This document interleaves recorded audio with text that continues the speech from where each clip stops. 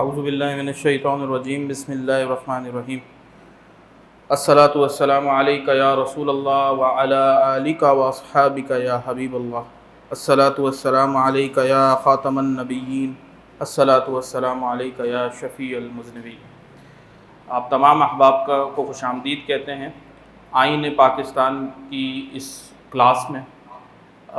اس سے پہلے کہ میں یہ کلاس شروع کروں، میں سب سے پہلے ادارہ جیلان ریسرچ سینٹر کے محتمم حضرت علامہ جناب محمد فرحان قادری صاحب کا بہت شکر گزار ہوں کہ جنہوں نے ایسا سیمینار یہاں پہ منعقد کیا اور اس میں مجھے مدعو بھی کیا کہ میں آ کر یہاں پہ یہ بات آپ لوگوں کے ساتھ شیئر کروں۔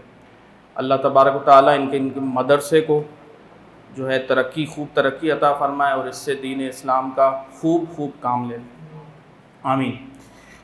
آئین پاکستان کا جو ٹاپک ہے، یہ بڑا جو ہے ٹاپک ہمارے یہاں پہ اتنا زیادہ اس کے اوپر بات نہیں کی جاتی۔ میں اس سے پہلے یہ بات شروع کروں، میں صرف اتنا کہوں گا کہ آئین کے اوپر ہم تاریخی پس منظر کے اوپر بات کریں گے، ہسٹری کے اوپر بات کریں گے۔ یہ سبجیکٹ بہت بورنگ ہے، تو آپ لوگوں کو خشک لگے گا یہ بڑا سبجیکٹ، تو اس میں آپ کو اپنی جو ہے وہ جو اٹینشن ہے وہ جو ہے بنا کر رکھنی ہوگی۔ اس کے لیے میں بھی کوشش کروں گا کہ میں جو ہوں بات اس طریقے سے کروں، اس طریقے سے پیش کروں کہ تاکہ آپ لوگوں کی توجہ جو ہے وہ ٹاپک پہ ہی رہے۔ اب سب سے پہلے ہم شروع کرتے ہیں کہ آئین پاکستان، آئین کیا چیز ہوتی ہے، آئین کی ضرورت کیا ہے، آئین کہتے کس کو ہیں۔ بیسیکلی آئین انگلش میں اس کو کانسٹیٹیوشن کہتے ہیں۔ آئین ہے ایک فارسی کا لفظ، اور اردو میں بھی اس کو اسی طریقے سے آئین کے طور پر لیا گیا ہے۔ اب کسی آرگنائزیشن کا یا کسی ریاست کا جو ضابطہ ہوتا ہے، دستور عمل ہوتا ہے، کہ جو بنیادی اصول ہوتے ہیں کہ جن کے اوپر وہ حکومت یا وہ ریاست قائم ہوتی ہے، اس کو آئین پاکستان آئین کہتے ہیں۔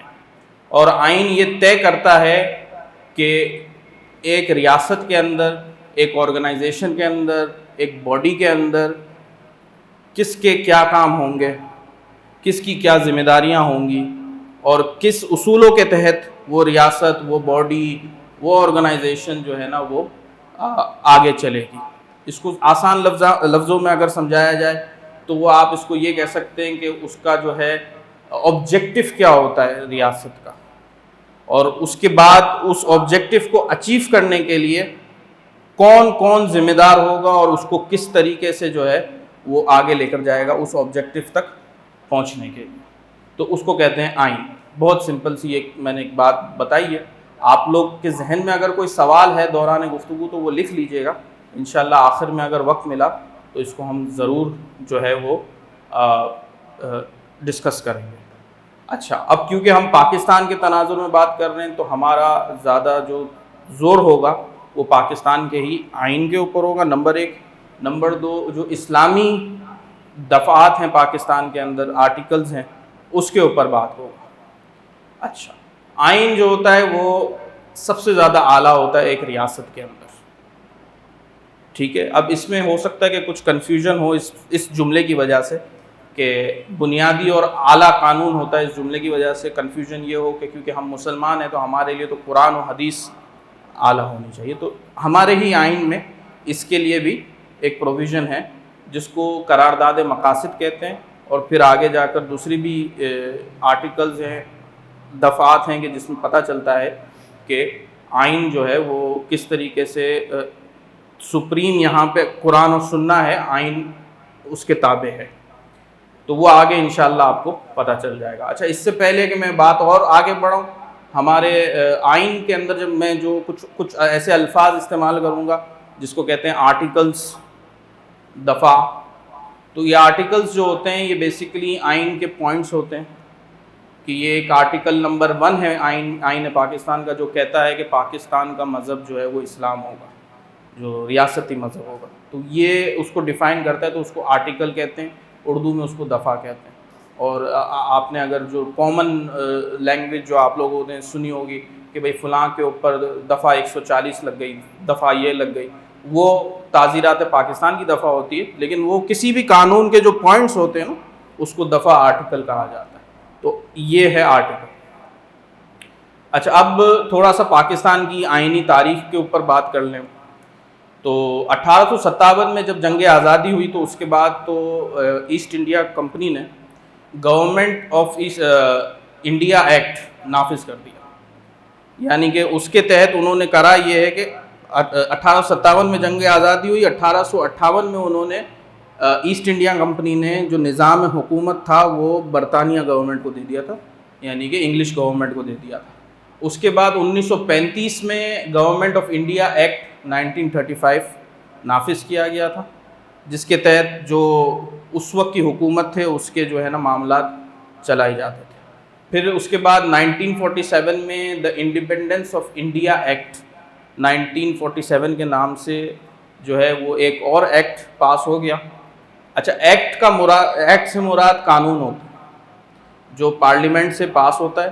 اس وقت جو پاکستان کا نظام ہے اس میں یہ ہوتا ہے کہ کوئی قانون اگر ملک بھر میں لگانا ہوتا ہے تو اس کو پہلے قومی اسمبلی جس کو لوور ہاؤس کہا جاتا ہے، اس کے بعد سینٹ جس کو اپر ہاؤس کہا جاتا ہے، اس سے اپروو ہوتا ہے. اگر تو وہ سمپل ایک قانون ہے تو وہ پھر سمپل میجورٹی سے اپروو ہو جاتا ہے، اور اگر وہ سمپل قانون نہیں ہے، وہ آئینی ترمیم ہے، تو وہ پھر 2/3 میجورٹی سے اپروو ہوگی. اس کی بھی ڈیٹیلز ہم آگے ڈسکس کریں گے. ابھی صرف کیونکہ ایکٹ کا لفظ آیا تو میں نے مناسب سمجھا کہ اس کی میں وضاحت کروں. تو ایکٹ ہوتا ہے وہ قانون. تو انڈیپینڈنس آف انڈیا ایکٹ 1947 وہ جاری ہوا تھا جولائی 1947 کے اندر. اس کا مقصد یہ تھا کہ جو انڈیا آزاد ہوگا وہ کس طریقے سے ہوگا. اس میں پھر وہ ڈیسائیڈ کیا گیا کہ اقتدار کی منتقلی کیسے ہوگی، پھر بارڈرز کیسے بنیں گے، کون سی ریاستیں جو ہیں وہ پاکستان کی سائڈ پہ آئیں گی، کون سی ریاستیں انڈیا کی سائڈ پہ جائیں گی. اس کی بیسس یہ تھی کہ وہاں کے جو اکثریت لوگ ہوں گے وہ ڈیسائیڈ کریں گے کہ بھئی ان کو کس طرف جانا ہے. ٹھیک ہے، تو جہاں پہ مسلمان اکثریت میں تھے انہوں نے اپنے آپ کو پاکستان کی طرف وہ لے کر گئے، اور جہاں پہ ہندو تھے تو وہ انڈیا کی طرف لے کر گئے. کچھ ریاستوں میں پرابلمز یہ ہوئیں کہ عوام مسلمان تھی، ریاست کا جو حاکم تھا یا نواب تھا یا جو بڑا تھا وہ ہندو تھا، تو اس نے اپنے آپ کو انڈیا کے ساتھ ملا لیا. تو یہ پرابلم ہوئی تھی جو کشمیر میں، جموں میں بھی یہی ایک ایشو تھا، جونا گڑھ میں بھی اسی قسم کا ایک ایشو تھا. تو اچھا پھر یہ اسی انڈیپینڈنس آف انڈیا ایکٹ میں ایک بات یہ بھی تھی کہ جب یہ ریاستیں اپنی بن جائیں گی سپریٹ آئیڈینٹی کے ساتھ تو پھر یہ اپنا آئین بھی بنائیں گی. تو یعنی کہ اس انڈیپینڈنس آف انڈیا ایکٹ نے یہ پابند کیا تھا پاکستان اور انڈیا دونوں کو کہ ان کو جو ہے اپنا آئین ترتیب دینا پڑے گا. اب آئین جو ترتیب دیا جاتا ہے نا تو وہ ترتیب دیا جاتا ہے کسی مقصد کے لیے. اس کو کہتے ہیں آبجیکٹیو ریزولوشن، قرارداد مقاصد.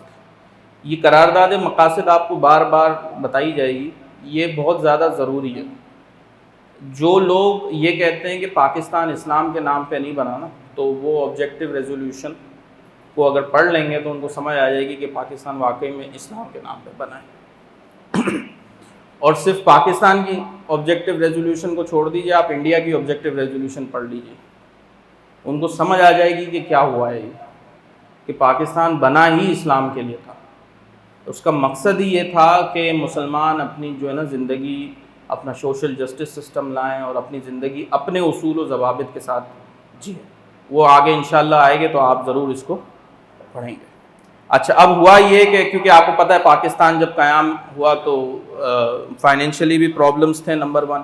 نمبر 2 ہماری لیڈرشپ بھی قائد اعظم محمد علی جناح رحمۃ اللہ تعالیٰ علیہ کا انتقال ہو گیا 1948 میں، اور اس کے بعد جو ہے لیڈرشپ کی آپس میں جو ہے وہ تھوڑی سی چپکلش اور یہ سب لڑائیاں ہونے لگیں.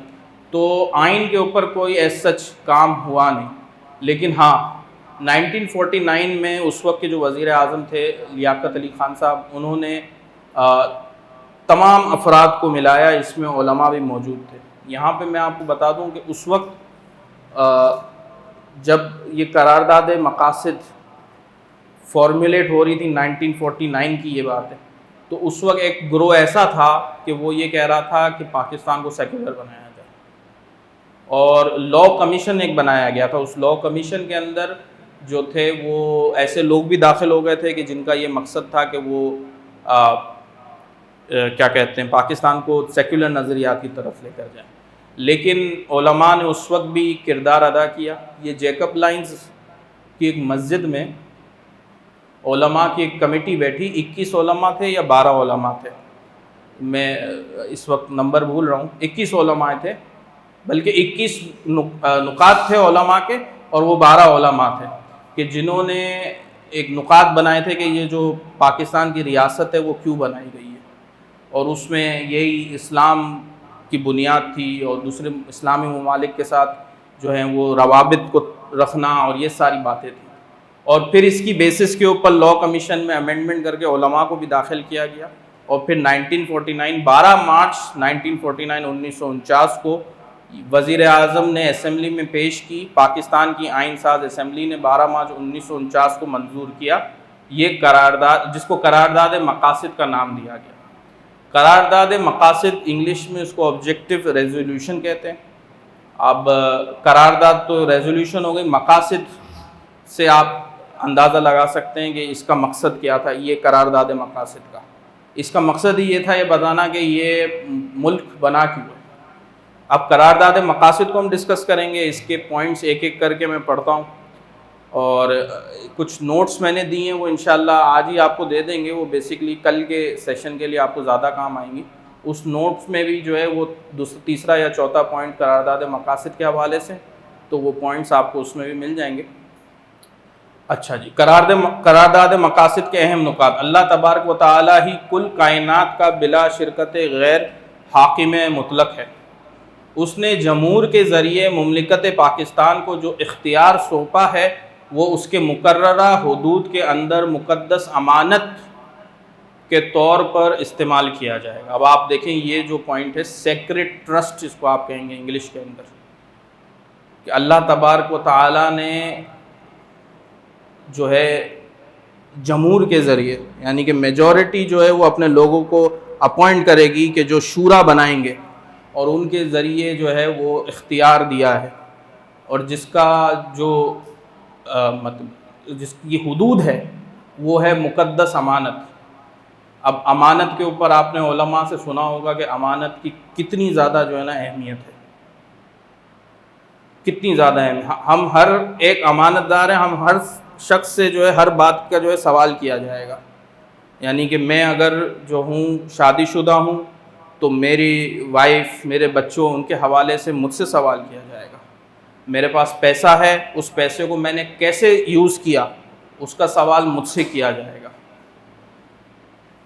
میں آفس میں جاب کرتا ہوں اور ایک ہائر پوزیشن پہ ہوں، میرے نیچے بہت سارے لوگ ہیں، تو ان کے حوالے سے بھی سوال مجھ سے کیا جائے گا کہ میں نے انصاف برتا کہ نہیں، کام صحیح سے کیا کہ نہیں، کیونکہ پھر وہ ذمہ داری صرف ان کی طرف نہیں ہے، میں جن کی نوکری کرتا ہوں تو میرا ان کی طرف بھی ذمہ داری ہے، وہ بھی سوالات کیے جائیں گے۔ تو یہ امانت کی ایک جو کانسیپٹ ہے یہ ہم علماء سے سنتے رہتے ہیں۔ حکومت بھی بیسکلی امانت ہی ہے۔ بیسکلی میں آپ کو ایک بات بتا رہا ہوں، یہ باتیں آپ لوگ سنیں گے، آپ کو سننے میں بہت اچھی لگیں گی، اور پھر پریکٹیکلی ہم دیکھتے ہیں کہ یہ چیزیں ہوتی نہیں ہیں، تو پھر بندہ مجبوراً جو ہے وہ کہہ دیتا ہے کہ بھئی یہ لکھ تو دیا ہے، یہ ہوتا تو کہیں نہیں ہے۔ تو اس کے اوپر بھی ہم انشاءاللہ ڈسکس کریں گے۔ علامہ شاہ احمد نورانی صدیقی رحمۃ اللہ تعالیٰ علیہ اس حوالے سے کیا بتایا کرتے تھے، اور کیونکہ جب اب آئین پاکستان کی بات چلی ہے اور حضرت کا میں نے نام لے بھی لیا ہے، تو میں ایک اور بھی بات بتا دوں کہ پاکستان کا جو آئین ہے اس وقت، جس کو 1973 کا آئین کہتا ہے، اس میں علامہ نورانی صاحب کا جو کردار ہے وہ مثالی ہے، اور ان کا قربانی بھی مثالی ہے اس کے اوپر، کیونکہ یہ موقع نہیں ہے کہ ان کی شخصیت کے اوپر گفتگو کی جائے، یہ موقع یہ ہے کہ ہم آئین کے اوپر گفتگو کر رہے ہیں، تو اسی لیے میں بس یہاں تک بات کو ختم کروں گا، جب ان کا عرس ہوگا کسی اور دن تو مجھے ضرور بلائیے گا، تو میں حضرت کے جو آئینی کردار ہے پاکستان کا، میں حضرت کا تو ایک مذہبی معاملہ اپنی جگہ پہ، لیکن جو حضرت نے جو آئین ہے پاکستان کے لیے، اس ملک میں نظام مصطفیٰ کو لانے کے لیے جو کردار ادا کیا، اس کے اوپر بھی بات ہونی چاہیے، وہ بہت زبردست بات تھی۔ Coming back to the topic, مقررہ حدود کے اندر مقدس امانت کے طور پر استعمال کیا جائے گا، یعنی کہ اللہ تبارک و تعالیٰ ہی جو ہے وہ حاکم مطلق ہے، لیکن جو انسانوں میں حاکم ہوں گے ان کی یہ حدود ہے، ان کی یہ حد ہے کہ وہ امانت کے طور پر اس چیز کو استعمال کریں گے۔ دوسرا پوائنٹ، مجلس دستور ساز نے جو جمہور پاکستان کے نمائندے ہیں، آزاد خود مختار پاکستان کے لیے ایک دستور مرتب کرنے کا فیصلہ کیا ہے۔ یہ قرارداد مقاصد کا دوسرا پوائنٹ ہے۔ بیسیکلی جو آئین بننا ہوگا وہ اس قرارداد مقاصد کے تحت ہی بنے گا، ٹھیک ہے۔ آپ اگر لاء میں انٹرسٹ رکھتے ہیں تو میں آپ کو ایک اور بات بتا دوں کہ قرارداد مقاصد ہی کی بنیاد پہ بہت سے اس ملک کے اندر مارشل لاء ریجیکٹ کیے گئے تھے، لیکن وہ پھر بہت زیادہ آگے کی اور لیگل بات ہو جائے گی، تو فی الحال ہم اس طرف جاتے نہیں ہیں۔ تیسرا پوائنٹ، جس کی روح سے مملکت اپنے اختیارات و اقتدار کو جمہور کے منتخب نمائندے کے ذریعے استعمال کرے گی، یعنی کہ جو میں نے بات کہی تھی کہ لوگ اپنا ووٹ کسی کو دیں گے، وہ ان کا نمائندہ بنے گا اور آگے جا کر ان کی نمائندگی کرے گا۔ اب اسی لیے آپ نے علماء سے سنا ہوگا کہ ووٹ امانت ہے، تو آپ کے لیے امانت ہے کہ آپ اس کو صحیح آدمی کو دیں، جس نے ووٹ لیا ہے اس کے لیے بھی امانت ہے۔ الیکشن کے دنوں میں یہ تقریریں تو ہم بہت سنتے ہیں ہمارے لیے، عوام کے لیے، کہ بھائی ووٹ امانت ہے تو صحیح جگہ استعمال کرو۔ یہ ان سارے ایم این ایس کو، ایم پی ایس کو بٹھا کر بھی سمجھانا چاہیے کہ صرف ہمارے لیے امانت نہیں، تمہارے لیے بھی امانت ہے، تم صحیح سے استعمال کرنا اس کا۔ آگے، جس کی روح سے اسلام کے جمہوریت، حریت، مساوات، رواداری، عدل عمرانی کے اصولوں کا پورا اتباع کیا جائے گا۔ اب یہ دیکھیں، یہ جو اصول بتا رہے ہیں کہ جو آئین بنایا جائے گا اس میں اسلام کی جمہوریت، حریت، مساوات، ایکویلٹی، رواداری، عدل عمرانی، سوشل جسٹس کے اصولوں کا پورا اتباع کیا جائے گا، یعنی کہ جو آئین بنایا جائے گا اس میں اسلام کی کتنی جو ہے نا اہمیت ہوگی۔ جس کی روح سے مسلمانوں کو اس قابل بنا دیا جائے گا کہ وہ انفرادی اور اجتماعی طور پر اپنی زندگی کو قرآن اور سنت میں درج اسلامی تعلیمات کے مطابق ترتیب دے سکیں۔ آپ دیکھیں، پاکستان کا آئین کہتا ہے کہ مسلمانوں کی زندگی کو اس طریقے سے بنایا جائے کہ وہ اپنی زندگی کو قرآن اور سنت کے ڈھانچے میں ڈھال سکیں، یعنی کہ ایسی اپورچونٹیز بنائی جائیں، ایسی اپورچونٹیز پیدا کی جائیں، ایسا ماحول بنایا جائے، ایسا ماحول سازگار کیا جائے۔ یہ کیسے ممکن ہے؟ یہ کیسے ممکن ہوگا؟ یہ ایسے ممکن ہوگا کہ جب ہم اپنے اداروں کو مضبوط کریں گے۔ اداروں سے ادھر میرا مراد میڈیا، جوڈیشری اور فوجی، عدلیہ وغیرہ نہیں ہے، میرے اداروں سے مراد ہمارے مدارس ہیں۔ ہم کراچی شہر میں رہتے ہیں، ہم پھر بھی مدارس میں اچھا معاملات دیکھتے ہیں۔ آپ ذرا کراچی کے ہی مضافات میں جا کر مدارس کا وزٹ کریں، آپ کو پتہ چلے گا کہ کیا حالت ہوتی ہے۔ ایک ایک ٹیچر جو ہے وہ دن میں 3 جابیں کر رہا ہوتا ہے۔ تو آپ مجھے بتائیں نا کہ جو ٹیچر پیس آف مائنڈ سے بچوں کو پڑھا ہی نہیں سکتا ہوگا تو وہ کیا مستقبل کی تعمیر کرے گا؟ وہ ان بچوں کو کیا پڑھائے گا؟ اور یہ تو بہت چھوٹی سی میں بات کہہ رہا ہوں، جب میں یہ کہتا ہوں کہ ہمیں اپنے مدارس کو جو ہے وہ تعمیر کرنا ہے، اس کو بنانا ہے، تو وہ بہت ہی، یعنی کہ یہ ایک ایکسٹینسو ٹاپک ہے جس کے اوپر بہت زیادہ بات ہو سکتی ہے۔ لیکن فرسٹ فیز پہ اگر آپ دیکھ لیں، اس کراچی شہر میں ہم نے دیکھا ہے ایسے علماء ہوتے ہیں بیچارے جو 3 جگہوں پہ بھاگ دوڑ لگا رہے ہوتے ہیں، صبح کو مدرسہ پڑھا رہے ہوتے ہیں اور جو ہے وہ جمعے کی خطابت الگ کر رہے ہوتے ہیں، اور پھر اسکولوں میں بھی پڑھا رہے ہوتے ہیں، ٹیوشن بھی دے رہے ہوتے ہیں کہ تاکہ اپنے معاملات کو چلا سکیں۔ تو اور مقام، ناموس، اس کی کیا ویلیو، تو یہ لوگوں کو سمجھنا ہوگا، اور یہ صرف ہمارے پاکستان کے لوگوں کو نہیں، ویسٹ کے لوگوں کو بھی سمجھنا ہوگا کہ جو بھی آزادی ہوگی اس پہ ڈسپلن ضروری ہے۔ تمیز کی لگام، آزادی کے اوپر جو ہے نا وہ تمیز کی لگام بڑی ضروری ہوتی ہے. تو اگر وہ نہیں ہوگی تو پھر آپ بچوں کو، جیسے آپ اس کی مثال یہ لے لیں، آپ کسی بچے کو جو ہے فری ہینڈ دے دیں، پھر دیکھیں وہ کیا کرے گا. تو اس کو ڈسپلن کرنا ضروری ہوتا ہے.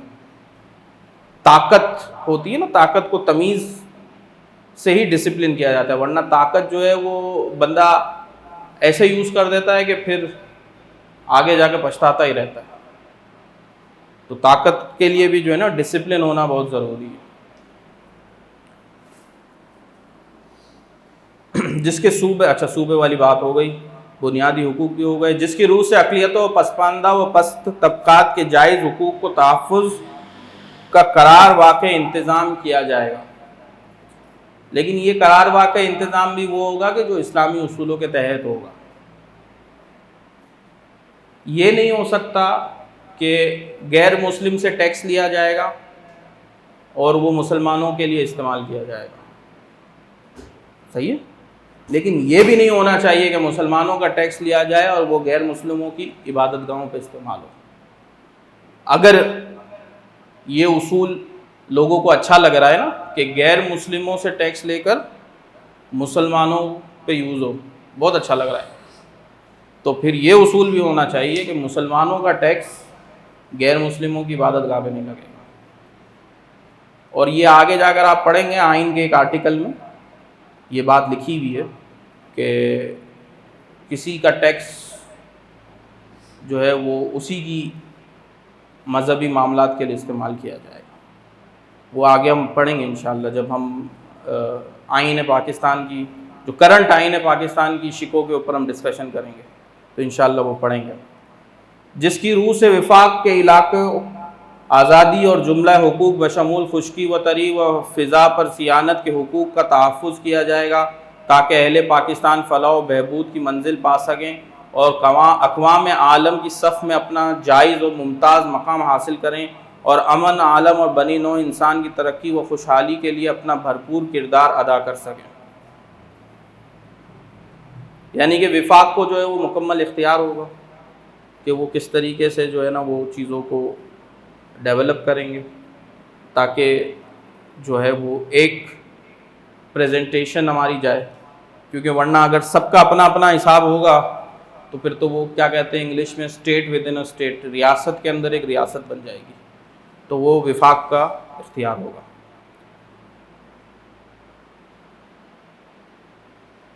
اچھا اس کے بعد جو ہے یہ قرارداد مقاصد تو اس کے پوائنٹس پورے ہو گئے.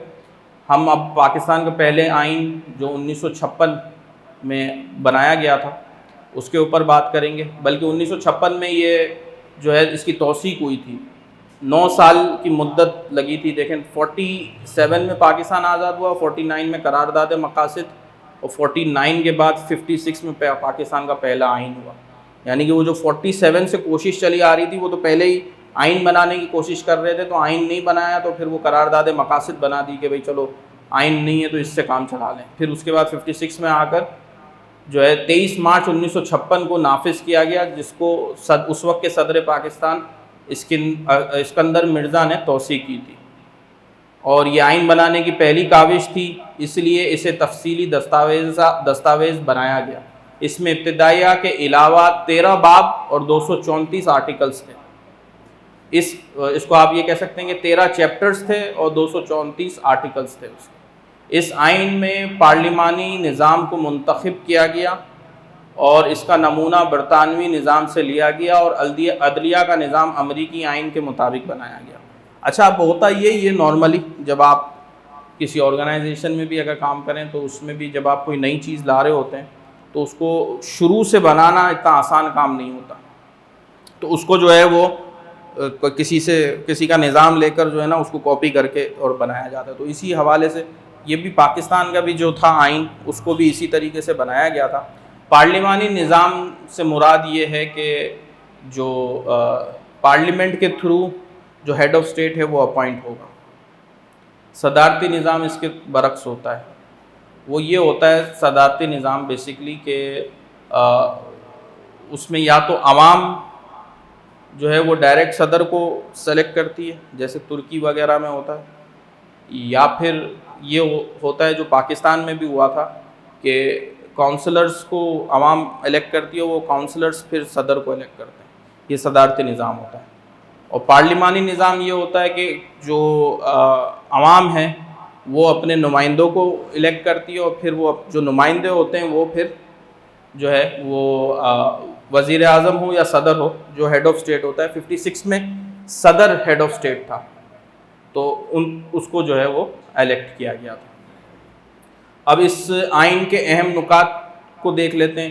اس آئین کی ابتدائیہ میں یہ کہا گیا کہ حاکمیت اور اقتدار اعلیٰ اللہ تعالیٰ کے پاس ہے، اور پاکستان کو اسلامی جمہوریہ قرار دیا گیا. یہ وہی جو آبجیکٹیو ریزولوشن میں ہم نے پڑھا تھا. ملک میں وفاقی پارلیمانی نظام حکومت قائم کیا گیا، جس میں کنکرنٹ لسٹ بنائی گئی، جس کے مطابق دونوں صوبے قانون سازی کر سکتے تھے اور کئی معاملات میں خود مختار تھے. کنکرنٹ لسٹ یہ ہوتی تھی، اصل میں اس وقت پاکستان کے 2 صوبے تھے، ایسٹ پاکستان، ویسٹ پاکستان، مشرقی اور مغربی پاکستان، جس کو آپ پاکستان اور بنگلہ دیش سمجھ لیں. تو وہ سپریٹ یونٹس تھے، تو وہ لسٹ بنائی گئی تھی کہ بھائی یہ جو معاملات ہیں اس کی قانون سازی وہ خود کر کے اپنے معاملات خود چلا سکتے ہیں. یعنی کہ یہ بھی پاسبل تھا کہ پاکستان میں ایک مسئلے کے اوپر الگ ٹریٹمنٹ تھی اور بنگلہ دیش سائڈ پہ اس کی الگ ٹریٹمنٹ تھی، کیونکہ وہ وہاں کے قانون کے مطابق تھی. لیکن وہ کنکرنٹ لسٹ میں جو موجود ہوگا وہی ہوگا. اگر جو فیڈرل لیجسلیٹو لسٹ میں موجود ہوتا ہے تو اس کا اس طریقے کا سلسلہ نہیں ہوتا. پھر وہ جو وفاق قانون دیتا ہے وہ اسی کے اوپر فالو کرنا چاہیے. صدر نے گورنر جنرل کی جگہ لے لی. اب اس آئین سے پہلے گورنر جنرل ہوا کرتے تھے، تو پھر جو ہے وہ صدر ہو گئے، ہیڈ آف اسٹیٹ. حکومت کے وفاقی نظام کے تحت مرکز اور پاکستان کے دونوں صوبوں یعنی سابقہ مشرقی پاکستان اور مغربی پاکستان کے درمیان برابری کی بنیاد پر اختیارات کا تعین کیا گیا. یہ جو برابری کی بنیاد پہ اختیارات کا تعین کیا گیا نا، اس کی وجہ سے بھی کچھ پرابلمس کریٹ ہوئی، کیونکہ بنگلہ دیش کی پاپولیشن زیادہ تھی، تو ان کو لگا کہ ان کے ساتھ یہ زیادتی ہو رہی ہے. تو یہ لبرلز وغیرہ اکثر یہ کہتے ہیں نا equality equality equality. Equality does not matter, انصاف میٹر کرتا ہے، عدل میٹر کرتا ہے. تو وہ میٹر کرتا ہے انصاف اور عدل، کہ جس کا جتنا حق ہے اس کو وہ حق ملے. برابری کا حق نہیں ہوتا، حق جتنا جس کا ہوتا ہے اس کو اتنا حق ملنا چاہیے. ویسے تو یہ ایک شرعی نقطہ ہے، لیکن میں کوشش کرتا ہوں کہ اس کو بات کر لوں. جب وراثت کی تقسیم ہوتی ہے نا، تو جو لڑکا ہوتا ہے اس کو جو ہے وہ 2 حصے ملتے ہیں، اور جو لڑکی ہوتی ہے اس کو 1 حصہ ملتا ہے. ایسا ہی ہے. اس کی کیا وجہ ہوتی ہے؟ اس کی وجہ یہ ہوتی ہے، ویسے تو شریعت میں ہمیں یہ اجازت نہیں ہے کہ ہم وجہ پوچھیں. جو شریعت کا قانون ہے ہمیں اس کو فالو کرنا ہے. لیکن اس کی ایک وجہ یہ بھی ہے کہ جو لڑکے ہوتے ہیں ان کو محنت پھر زیادہ کرنی ہوتی ہے، ان کے پاس زیادہ سورسز نہیں ہوتے. لڑکیوں کا تو ایسا معاملہ نہیں ہوتا، ٹھیک ہے. لیکن یہ آئیڈیل نظام کے اندر ہوتا ہے نا. ہمارا نظام تو اس وقت اس طریقے کا بنا ہوا ہے کہ آپ پھر ہمارے نظام کو دیکھ کے میری یہ بات سنیں گے تو بولیں گے یار مولانا تم کیا باتیں کر رہے ہو یار، چھوڑو یار. لیکن جو آئیڈیل نظام ہے، جو شریعت کا نظام ہمیں دیا گیا ہے، اس کو آپ دیکھیں تو جو مرد ہوتا ہے اس کی ذمہ داریاں زیادہ ہوتی ہیں. تو جب اس کی ذمہ داریاں زیادہ ہوتی ہیں تو اس کو ورثے میں بھی زیادہ ملنا چاہیے. تو اس کا جو وہ ہوتا ہے نا کانسیپٹ، وہ یہ ہوتا ہے.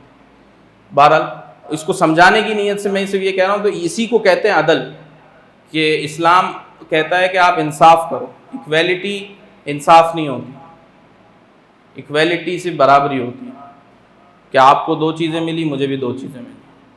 انصاف یہ ہوتا ہے کہ آپ کی ضرورت زیادہ ہے، آپ کو زیادہ ملے گا، میری ضرورت کم ہے، مجھے کم ملے گا. یہ انصاف ہوتا ہے. اس بات کی ضمانت دی گئی کہ مسلمانوں کو اسلامی تعلیمات کے مطابق زندگی گزارنے کے تمام مواقع مہیا کیے جائیں گے. یہ بھی وہی آبجیکٹیو ریزولوشن. حکومت پاکستان دنیا کے تمام مسلم ممالک سے قریبی اور دوستانہ تعلقات قائم کرے گی. یہ بھی حکومت پاکستان کی ذمہ داری ہے کہ مسلمانان ممالک سے جو ہے وہ تعلقات رکھیں. سربراہ مملکت لازماً مسلمان ہوگا، یعنی کہ صدر اس کیس. اس آئین میں صدر جو ہے وہ مسلمان ہوگا۔ کوئی ایسا قانون نافذ نہیں کیا جائے گا جو اسلامی اصولوں یعنی قرآن و سنت کے خلاف ہو۔ اگر ایسا کوئی قانون موجود ہوگا تو اس میں مناسب ترمیم کی جائے گی۔ اس پوائنٹ کے اوپر انشاءاللہ آگے جا کر بات کریں گے۔ صدر پاکستان ایک کمیشن تشکیل دیں گے جو تمام موجودہ قوانین کا جائزہ لے گا اور ان میں ضروری ترامیم کی سفارش کرے گا۔ آگے انشاءاللہ اس کو ڈسکس کریں گے کیونکہ یہ آگے بھی آئے گا۔ غیر مسلم اقلیتوں کے حقوق کو مناسب تحفظ فراہم کیا جائے گا۔ تو یہ تھا آپ کا 1956 کا آئین جس کو ہم نے ڈسکس کیا۔ اب آ جائیں آپ کہ بھئی یہ آئین چلا کیوں نہیں؟ اس کی بھی وجہ یہی تھی کہ سیاستدانوں کے آپس کی لڑائیاں، کیونکہ 51 میں میرے خیال سے لیاقت علی خان صاحب کا جب اسیسینیشن ہوئی اس کے بعد سیاستدان آپس میں لڑ پڑے تھے اور بیوروکریسی عدلیہ سب لڑ پڑے تھے، جس کی وجہ سے یہ پرابلمس کریٹ ہوئی۔ جمہوری اداروں میں فوج کی مداخلت، حکومتی معاملات میں بیوروکریسی کی مداخلت، اعلیٰ و مرکزی قیادت کا فقدان، صدر کے حکومتی معاملات میں بیجا منمانی، صوبوں کے درمیان معاذ آرائی۔ اچھا اب آپ یہ دیکھیں یہ ساری چیزیں اس لیے تھیں کیونکہ جو 56 کا آئین تھا اس میں ان سب کی جو ہے نا باؤنڈریز متعین نہیں کی گئی تھی کہ کس کی کیا ذمہ داری ہے، اس کی یہ ذمہ داری ہے، اس کی یہ ذمہ داری ہے، اس کی یہ ذمہ داری، وہ نہیں تھی، جس کی وجہ سے یہ سارے پرابلمس کریٹ ہوئے۔ تو وہ پھر آگے جا کے دوسرے جو آئین بنے اس میں جو ہے اس کو کیا کہتے ہیں ایڈریس کر دیا گیا تھا۔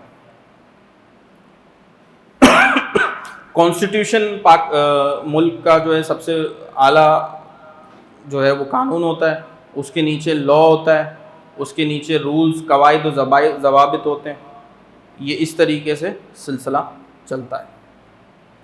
پھر آ جائیں اب پاکستان کا جو دوسرا آئین 1962 میں آیا۔ ملک میں سیاسی انتشار کے باعث 1956 کا آئین منسوخ کر کے اکتوبر 1958 کو ملک میں مارشل لاء لگا دیا گیا اور نئے آئین کی تیاری کے لیے ایک کمیشن مقرر کر دیا۔ کمیشن نے ایک مسودہ تیار کیا جس میں تمام اختیارات کا سرچشمہ صدر کو بنا دیا گیا اور 8 جون 1962 کو نئے دستور کو لاگو کیا گیا۔ اس میں 13 باب، 250 دفعات اور 5 گوشوارے شیڈیولز تھے۔ شیڈیولز یہ ہوتے ہیں کہ وہ جو ہے وہ جو آرٹیکلز میں چیزیں لکھی ہوتی ہیں وہ جنرل اگر کوئی چیز ہو تو پھر وہ شیڈیول میں دی جاتی ہے، یعنی کہ آپ اس کو یوں سمجھ لیجئے کہ جو وزیر اعظم کا حلف ہوگا وہ شیڈیول میں موجود ہوتا ہے، کیونکہ وزیر اعظم تو بدلتے رہتے ہیں لیکن جو حلف کے الفاظ ہوتے ہیں نا وہ ایک جیسے ہی ہوتے ہیں نا، تو وہ اس کو پھر شیڈیول میں الگ سے دے دیا جاتا ہے، اس کو آئین میں باقاعدہ آرٹیکلز میں حصہ نہیں بنایا جاتا۔ اس آئین نے وفاقی صدارتی نظام کی بنیاد رکھی۔ یہ صدارتی نظام تھا جس کے تحت صدر، قومی و صوبائی اسمبلی کے ممبران کا انتخاب 80,000 بنیادی جمہوریتوں کے نمائندے نے کیا، یعنی کہ 40,000 ادھر پاکستان میں، 40,000 وہ بنگلہ دیش میں، اس کے جو کاؤنسلرز وہ الیکٹ ہوتے تھے وہ پھر آگے جا کر صدر اور جو ہے وہ قومی اور صوبائی اسمبلی کے ممبرز کو سلیکٹ کیا کرتے تھے۔ تو اس میں ہارس ٹریڈنگ بہت ہوا کرتی تھی کیونکہ عوام سے ووٹ خریدنا اتنا آسان نہیں ہوتا تھا نا، یہ تو 40,000 ہیں تو یہ ان کو خریدنا زیادہ آسان ہوتا تھا۔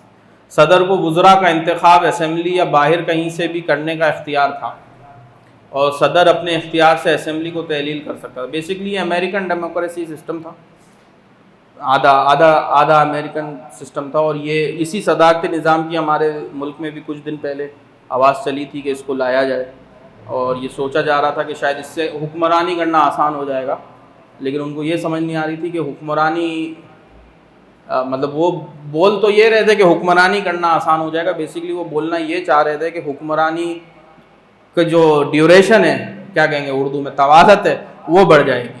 بیسکلی وہ چاہ رہے تھے، تو اسی لیے وہ چاہ رہے تھے کہ وہ صدارتی نظام لے آئے۔ بیسکلی نظام تو وہ ہوتا ہے کہ جو عوام کو بیسک نیسیسٹیز پرووائڈ کر سکے، جیسے ہم نے آبجیکٹیو ریزولوشن قرارداد مقاصد میں پڑھا ہے۔ اسمبلی کے قانون سازی کے اختیارات محدود تھے، یہ 1962 کے آئین میں تھا۔ اس آئین میں بنیادی حقوق فراہم نہیں کیے گئے تھے جو بعد میں آئین کا حصہ بنا دیے گئے، وہ پھر بعد میں احتجاج ہوا تو اس کو حصہ بنایا گیا۔ اس آئین کے تحت دارالحکومت کو کراچی سے اسلام آباد منتقل کیا گیا۔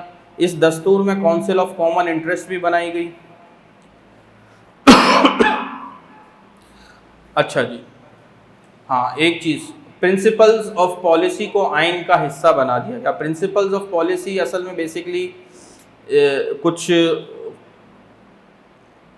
پوائنٹس تھے کہ جن کو آئین کا حصہ بنایا گیا۔ وہ پوائنٹس کیا تھے؟ قرآن اور سنت کے منافی کوئی قانون وضع نہیں کیا جائے گا، ملک سے ناخواندگی کا خاتمہ کیا جائے گا، یعنی کہ الٹریسی کا، اقلیتوں کے حقوق کا تحفظ کیا جائے گا، دونوں صوبے مساوی درجے کے حامل ہوں گے، دنیا کے مسلم ممالک سے قریبی تعلقات قائم کیے جائیں گے، دولت کی تقسیم منصفانہ طریقے سے کی جائے گی، منشیات پر پابندی ہوگی، لوگوں کی تعلیم، صحت اور بہبود پر خصوصی توجہ دی جائے گی، لوگوں کے معیار زندگی کو بلند کیا جائے گا۔ بیسکلی کیا ہوتا ہے، میں آپ کو ایک بات بتاؤں،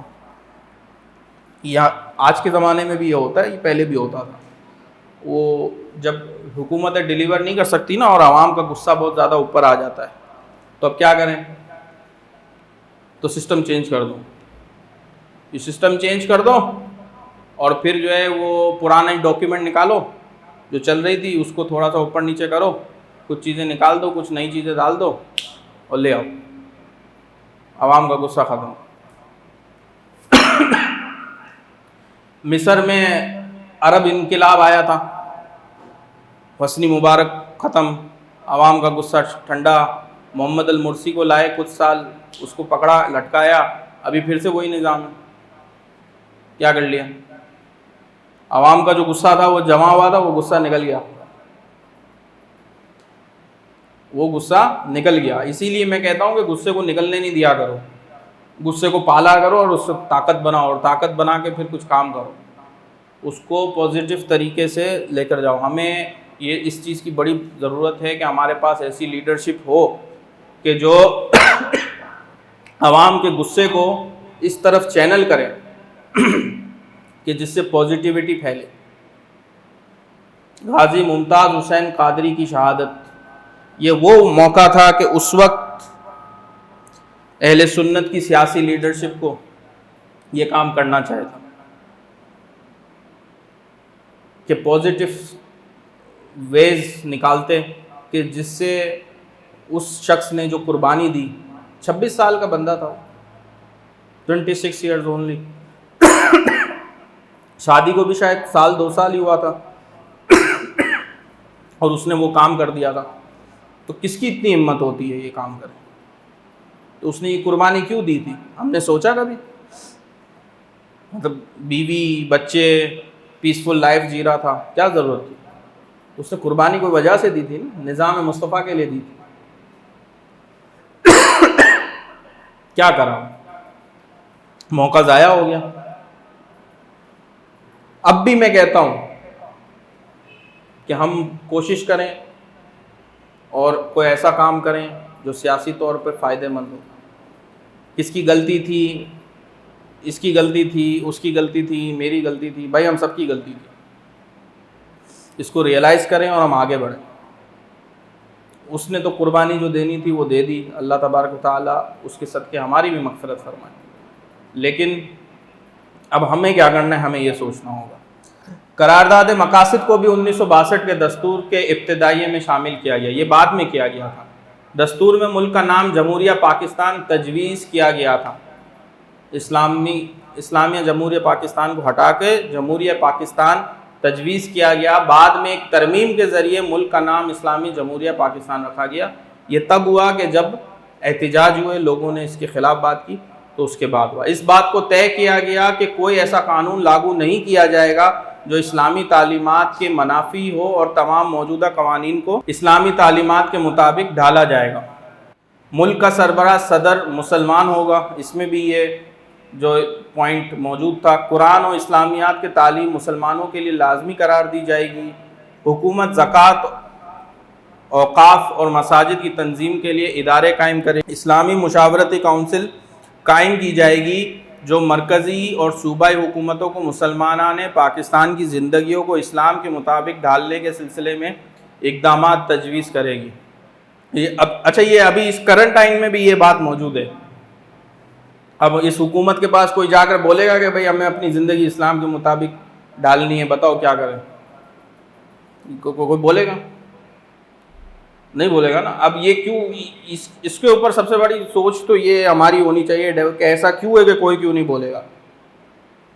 اس میں بھی ہماری ناکامی ہے بھائی، مسلمانان پاکستان کی ناکامی ہے. وہ لوگ جو اسلام کے نام پہ کام کرتے ہیں ان کی ناکامی ہے کہ کیوں نہیں وہ سسٹم کے اندر گئے، کیوں نہیں جا کر انہوں نے سسٹم کے اندر کام کیا. صرف یہ کہہ دینا کہ نہیں جی اپارچونیٹیز نہیں ملتی اور یہ پرابلم ہے وہ پرابلم ہے، ایسا نہیں ہے. سب کچھ موقع موجود ہیں، ملتے ہیں لوگوں کو موقع. میں نے جیسے پہلے کہا کہ اگر ہمارے ادارے، اپنے ادارے مضبوط ہوں گے نا تو پھر ہم اس چیزوں کے اوپر سوچیں گے. پچھلے دنوں 12 ربیع الاول کے جلوس میں ایک جو میلاد مصطفیٰ جو وہ کانفرنس ہوتی ہے نشتر پاک میں، وہاں پہ ایک مقرر نے یہ بات کہی کہ ہمیں سوچنا چاہیے کہ اب ہم اپنے بچوں کو جو ہے وہ جو فارغ ہوتے ہیں درس نظامی سے، ان کو پھر ہم کہاں بھیجیں گے، ان کو کہاں لگائیں گے. وہ انہوں نے کیوں سوچا؟ میں پیچھے ہی بیٹھا ہوا تھا، میں سوچ رہا تھا. مجھے یاد آیا کہ میں ایک دفعہ بلدیہ کے ایک مدرسے میں گیا تھا، وہاں پہ بیچارے محتمم صاحب جو ہے وہ بتا رہے تھے کہ ان کے کسی ٹیچر کی 8,000 روپے سیلری ہے، وہ دینے کے پرابلمز ہیں ان کو.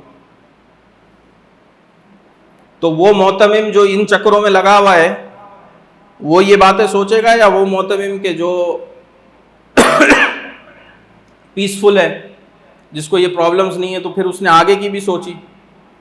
اور ماشاءاللہ وہ محتمم تھے اچھے، یعنی کہ انہوں نے اپنے مدارس کو بہت اچھا بنایا ہوا ہے، بہت اچھا اسٹیبلش کیا ہوا ہے، اور واقعی میں جو مدارس کا کام ہونا چاہیے وہ اس طریقے سے کر رہے ہیں.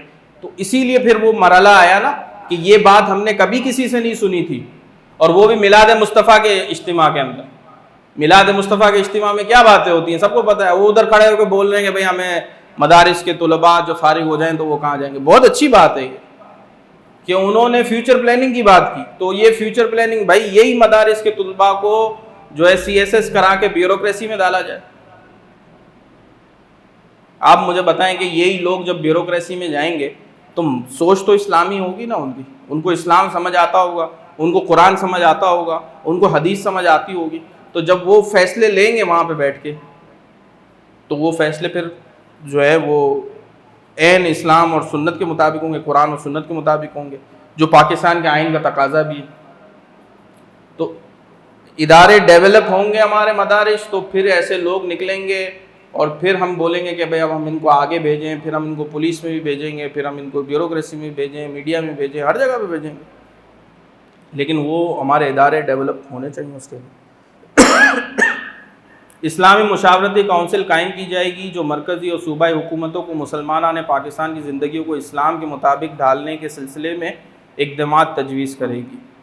حکومت ادارہ تحقیقات اسلامیہ قائم کرے گی جو اسلامی احکام کے بارے میں اپنی رائے دے گی. اچھا، ایک کونسل وہ پچھلے آئین میں بنائی تھی، ایک کونسل اس آئین نے بنا دی، یہ کونسل ایوب خان نے چلائی تھی، پھر ابھی ایک اور کونسل بھی بنے گی جو ضیاء الحق نے چلائی تھی. وہ سب کونسلیں چل رہی ہیں. پھر یہ عمران خان آیا، اس نے ابھی رحمت للعالمین کونسل بنا دی تھی. پھر وہ نواز شریف کی PDM کی حکومت آئی، انہوں نے پھر ایک اور بنا دی تھی کونسل. تو وہ سب اپنے اپنے مفاد کے لیے کونسلیں بناتے رہتے ہیں. ان کونسل کا جو اصل مقصد ہے اس کو کوئی پہنچ نہیں پاتا.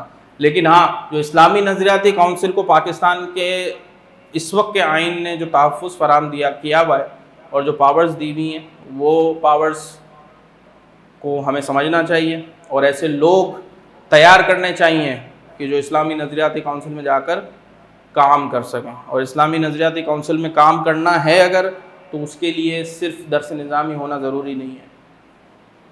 ان کو لیگل کا بھی اچھا ایکسٹینسو ایکسپیرینس ہونا چاہیے، ریسرچ میتھوڈالوجیز بھی آنی چاہیے، تو ہی جا کر وہ پھر ایسے کونسل میں جا کر بات کر سکتے ہیں. کیونکہ پھر یہ کونسل صرف پارلیمنٹ کو جو ہے وہ نہیں کرتی، مشاورت نہیں کرتی.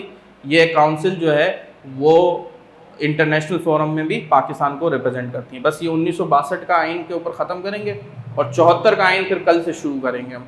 کیونکہ 74 کے آئین میں جو نوٹس میں نے دیے ہیں وہ آپ لے لیجئے گا، پڑھ لیجئے گا ایک بار.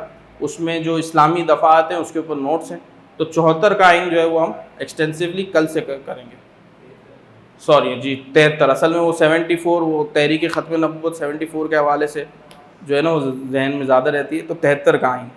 دوسرے آئین کی ناکامی کے اسباب: جنرل محمد ایوب خان کی آمرانہ طرز حکومت، فوج کے حکومتی معاملات میں بے حد مداخلت، بیوروکریسی، وہی سیم ایشوز، بھٹو کے حکومت کے مخالف تحریک، صوبوں کے درمیان محاذ آرائی وغیرہ وغیرہ، مشرقی پاکستان کا احساس محرومی اور یہ سب.